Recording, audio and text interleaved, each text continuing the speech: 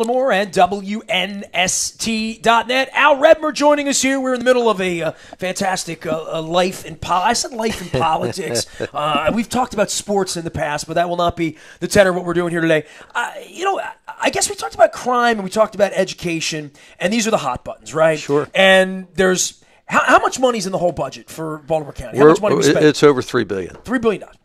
So you're going to education, and you said 100 officers. Where does the money come from if you're not raising a tax? So sure. If we're going to go same amount of money, we're going to get more cops out of that. We're going to get more something education. I'm not sure what that is, whether it's schools in Delaney or Lansdowne. I'm in Dundalk. We have a new school. Thanks to anybody that made that happen. But everybody should have a school as beautiful as Dundalk High. but managing that part of it, because crime and education were where you started. Let's talk about those. Yeah, so the good news is I know how to, because I have. My opponent's a great guy, but he's never run an organization. He's never created or managed a large budget. I have. I know how to go into a large organization because I have, and set the vision, create the culture, the tone, and communicate it through a large organization. I know how to go in and set expectations and standards, create accountability, and drive organizational results. So I don't have to learn that stuff. I've been doing it for a long time. Now, one of the problems that we have in Baltimore County is for years we have failed to invest in basic infrastructure. So we read about the schools that need to be built. We read about the air conditioning, but it's not just that. We have failed to invest in other facilities, equipment, maintenance, IT, employee training, and I mentioned, the Baltimore County Police Department. But even more concerning about the failure to invest in all of this stuff is there's no long-term budget. There's no long-term plan, nor is there a multi-year budget to address any of these things. And while we have not invested in those areas, we have still spent all the money. And we're still $3 billion in debt in addition to spending all of the money. So what that means is they spend it in other areas. So we sent the $43 million to the developers of Towson Row. We can argue all day long whether that's good, bad, or indifferent. I happen to disagree with it. But at the end of the day, we're putting money in places that I don't believe should be that high of a priority. So one of the things we need to do is we need to create a business-like methodical process for identifying and dealing with all of these issues. Now we need to find short-term solutions as well as a long-term plan. So we're going to go around the county, district by district, in a methodical way. We're going to deal with the local council people, whether they're Republican or Democrat, the local legislators, whether they're Republican or Democrat, and all of the interested parties in that community, the community association, the chamber, the PTA, the rec councils, the volunteer fire companies, and we need to identify all of the unmet needs in that specific community because every community is different. Everyone has different needs. So step one, we need to create the inventory of unmet needs in that community. Step two, we need to put a price tag on it. What's it going to cost to get it done? And then step three, working in a way that's open, transparent, and collaborative. We need to prioritize all of those unmet needs, roll it into a long-term 10-year plan and multi-year budget. So as we do that, we need to identify what the priorities are based on what the revenues are that's available. Now, secondly, well, how do we get more police? If that's the issue, where's that coming from? So a lot of those police officers have been budgeted, but we didn't spend the money because the money got redirected somewhere else of a different priority, such as I mentioned, the developers at Towson Row. So, and again, so if we're going to spend the money there, if we figure that crime and public safety is a high priority, that means something else is going to be of a lower priority, and instead of being done in year one, it might be done in year 2 or 3 or 4 or whatever it is. So it's got to be a process of community up, identifying the unmet needs and the priorities, and building that long-term plan. It's incredible with education because I went to Dundalk High and it was, I was like falling apart, but it wasn't in great shape, and that was in 1985. I went to Holabird, I went to Colgate, I'm Baltimore County educated. in my era, and Colgate's getting ripped down too. I mean, Colgate was kind of falling apart when I went there. It was a sort of a school that was one of the first ones built in the county. It was always about the books and the education and the teachers, not about the air conditioning or about whether I could drink the water out of the fountains, right? So I would still think the educational part of this is how do I get the best teachers as much as anything else? And I know that there's a stigma about Howard County having better schools, and that leads to higher property value, and the perception is it's maybe better for business here or there or somewhere else. Obviously, my community's been ravaged by the aftermath, no different than West Virginia with coal mines or Pittsburgh with steel mills, ravaged by a business that went away, an industry that went away that hasn't been replaced by biotech yet in Baltimore County or Sparrows Point. So the job part of this is, that feels like I don't kick it down the curb. It's important, but crime and education is what everyone here is beating on you and Johnny O about, quite frankly. But you're right. The other thing, though, is you mentioned jobs. We need to grow our economy. We need to add jobs in Baltimore County. We need to have rising property values, which results in higher revenue to pay for these things.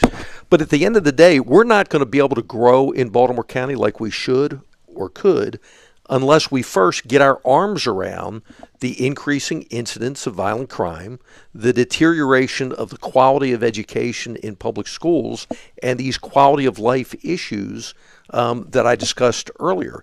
If you're living in Canton or Fells Point or Federal Hill and you're looking to move out, if you don't have a job bringing you to Baltimore County, if you don't have family drawing you to Baltimore County, do you really want to come to Baltimore County, or are you going to go to Howard or Anne Arundel or skip over and go to Hartford? So it's critical that I'm going through an interesting part. I put my condo up for sale. It's listed, and we're showing it, and we're going to move somewhere. Right. And the first thing, and I just told you, first thing you would say if we were having a beverage together, you'd say, "Well, where are you moving?" Right. Right. Yeah.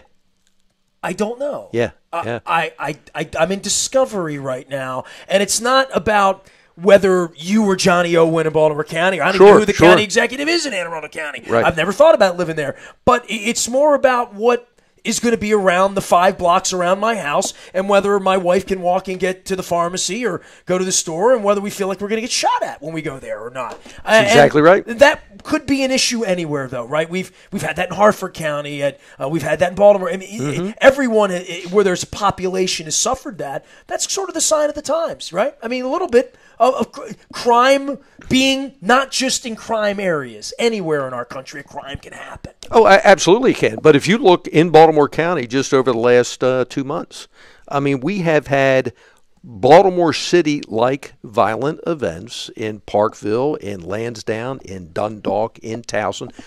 And these are, targeted hits that I'm told are drug and gang related in Baltimore County just the last 2 months.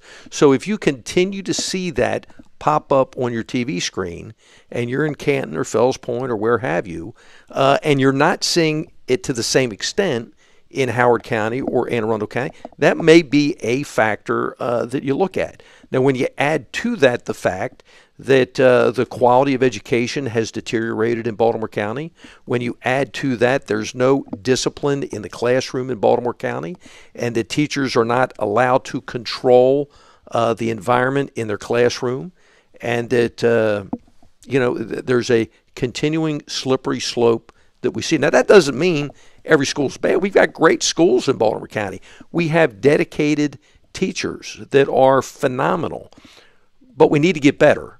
We will get, and we need to get better, and with the Redmer administration, we will get better, and that's going to be the focus of the administration. Al Redmer here. He is running for Baltimore County Executive. Get out and vote on November the 6th. We've also chatted with his competitor, Johnny O, as well. You can find all that out at buyatoyota.com audio vault. Al's work will be there, as well as on our Facebook Live and our YouTube, to sit down and have sort of a fireside chat. You mentioned drugs in the county and a problem. And I grew up in Dundalk. I mean, I'd see a bag of weed here and again 30 years ago, whatever. Now you can buy medical cannabis on York Road, right? Sure. 2 blocks from your office.